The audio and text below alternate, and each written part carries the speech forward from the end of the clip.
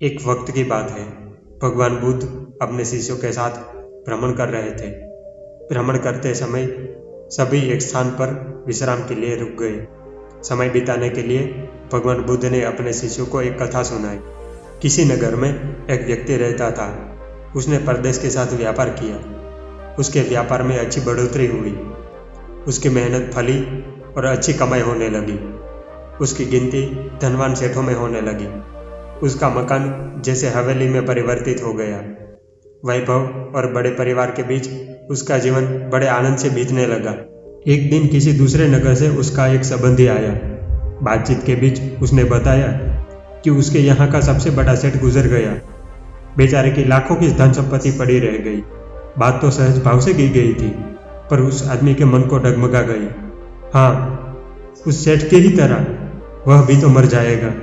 इसी क्षण से उसे बार बार मौत की याद सताने लगी। अरे, मेरी मौत हो जाएगी और उसे ले जाएगी, सब कुछ यहीं का यहीं छूट जाएगा। चिंता के मारे उसकी देह सूखने लगी। देखने वाले देखते कि उसे तो किसी भी चीज की कमी नहीं, पर उसके भीतर का दुख ऐसा था कि किसी से भी कहा नहीं जा सकता था। धीरे धीरे वह बिस्तर पर पड़ गया। बहुत इलाज कराया गया, लेकिन उसका रोग कम होने की जगह बढ़ता ही गया। एक दिन एक साधु उसके घर पर आया। उस आदमी ने बेबसी से उसके पैर पकड़ लिए और रो रो कर उसकी सारी व्यथा सुनाई। सुनकर साधु हंस पड़ा और बोला, तुम्हारा रोग का इलाज तो बहुत ही सरल है। उस आदमी के खोए प्राण मानो लौट आए।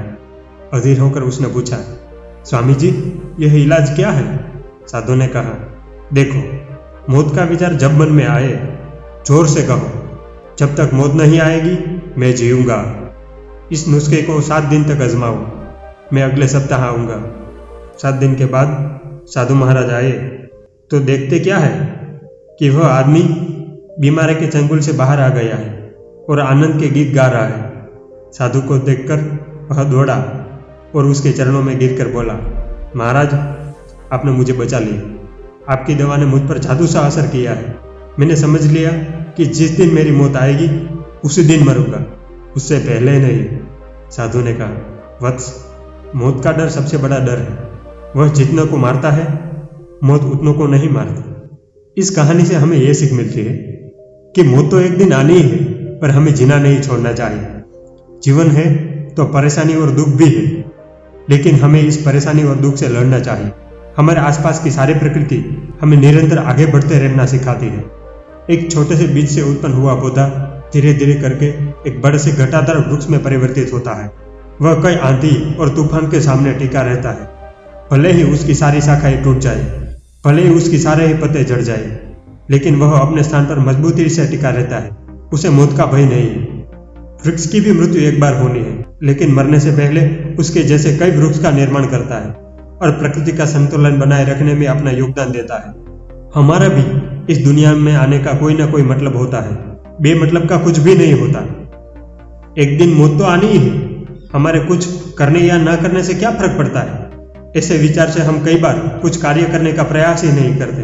अगर कुछ प्रयास करते हैं तो उस पर टिक नहीं सकते। हमें उस वृक्ष की तरह टिके रहना है, चाहे कोई भी मुसीबत या परेशानी आए। अगर हम इस दुनिया में आए तो कुछ न कुछ करके जाएंगे। डरना नहीं है, उठना है, कड़ी मेहनत करनी है और आगे बढ़ना है।